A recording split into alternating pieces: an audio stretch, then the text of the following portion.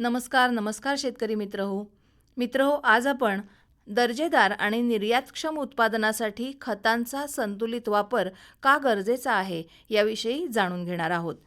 जमिनीची सुपीकता कायमस्वरूपी टिकवून ठेवण्यासाठी, पिकांचा उत्पादन खर्च कमी करण्यासाठी, तसंच दर्जेदार निर्यातक्षम उत्पादनं घेण्यासाठी, त्याचबरोबर प्रति गुंठ्यापासून जास्तीत जास्त उत्पादन घेऊन उत्पन्न मिळवण्यासाठी पिकांना संतुलित खतांचा वापर करणं गरजेचं आहे. पर्यावरणाचा ऱ्हास थांबवण्यासाठी माती, पाणी, खतं, पिकांची पानं, देठ यांच्या परीक्षणाचं महत्त्व नुसतं जमिनीपुरतं मर्यादित राहिलेलं नसून आपण आणि प्राणी यांच्या दृष्टीने सुद्धा महत्त्वाचं आहे. पिकांच्या सर्वांगीण वाढीसाठी मुख्य घटक म्हणजे नत्र, स्फुरद, पालाश आणि दुय्यम अन्नघटक म्हणजेच कॅल्शियम, मॅग्नेशियम आणि सल्फर, तर सूक्ष्म अन्नघटक म्हणजे तांब, लोह, मंगल, जस्त, बोरॉन, मॉलिब्डेनम, सिलिकॉन या घटकांचा संतुलित पुरवठा झालाच पाहिजे. आणि योग्य प्रमाणात पुरवठा करण्यासाठी माती, पाणी, सेंद्रिय खतं, रासायनिक खतं, पानं, देठ या सर्वांचं परीक्षण करून आलेल्या तपासणी अहवालानुसार सेंद्रिय आणि रासायनिक खतांचा वापर करायला हवा. मातीच्या तपासणीत सामू, क्षारता, चुनखड, सेंद्रिय कर्ब, पाणी धरून ठेवण्याची क्षमता या घटकांची तपासणी करून घ्यावी. पाणी परीक्षणात क्षारता म्हणजेच सामू, calcium, magnesium, carbonate, bicarbonate, sulphate, boron, chlorides, potash या घटकांची तपासणी करून घ्यावी.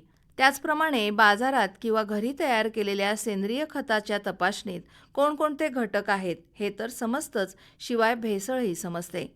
त्याचप्रमाणे सर्व प्रकारच्या रासायनिक खतांचा पृथक्करण अहवाल समजून घ्यावा.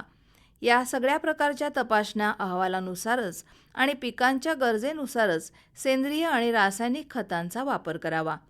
अशा संतुलित खतांचा पुरवठा केला तर पिकाला सर्व प्रकारचे घटक योग्य प्रमाणात मिळतात. पीक संरक्षणाच्या खर्चातही बचत होते, उत्पादनातील घट कमी होते आणि दर्जेदार उत्पादन मिळतं. ही खतं पेरून माती आड करून द्यावीत, तसंच फवारणीद्वारे द्यावीत, म्हणजे त्यांचा ऱ्हास टळतो, त्यांची उपयुक्तता वाढते. नत्र हे वनस्पतीमध्ये प्रथिनं आणि हरितद्रव्य तयार करतं. पिकांची वाढ लुसलुशीतपणे जोमदार होते. स्फुरदमुळे रोगप्रतिकार शक्ती वाढते, फळधारणा जास्त होते. पालाशमुळे फळधान्य परिपूर्ण भरतात, प्रथिनं पुरवली जातात, धान्याचा दर्जा सुधारतो, पिकं खुरटी राहत नाहीत, वाढ आरोग्यकारक होते. सल्फरमुळे पिकांवर भुरी आणि केवडा हे रोग येत नाहीत. मॅग्नेशियममुळे पिकात प्रथिनं, स्निग्ध पदार्थ, पिष्टमय, जीवनसत्व, संजीवक पिकांमध्ये तयार होण्यासाठी मदत करतो. तांब हा घटक प्रथिनं आणि हरितद्रव्य तयार करण्यासाठी, वनस्पतींची श्वसनक्रिया सुरळीत चालण्यासाठी, बुरशीजन्य रोगांचं नियंत्रण करण्यासाठी उपयुक्त ठरतो. लोह हा घटक हरितद्रव्य तयार करण्यासाठी मदत करतो. मंडळी, अशा पद्धतीने मुख्य, दुय्यम आणि सूक्ष्म अन्नघटकांची जी कार्य आहेत ती समजावून घेऊन तपासणीनुसार संतुलितपणे आणि पिकांच्या गरजेनुसार योग्य प्रकारे योग्य वेळी त्यांचा वापर केला तर नक्कीच जमिनीची सुपीकता, दर्जेदार उत्पादनं आणि पर्यावरणाचाही समतोल राखला जाईल. बरं, तर पुन्हा भेटूया उद्याच्या कृषीवाणीत. नमस्कार.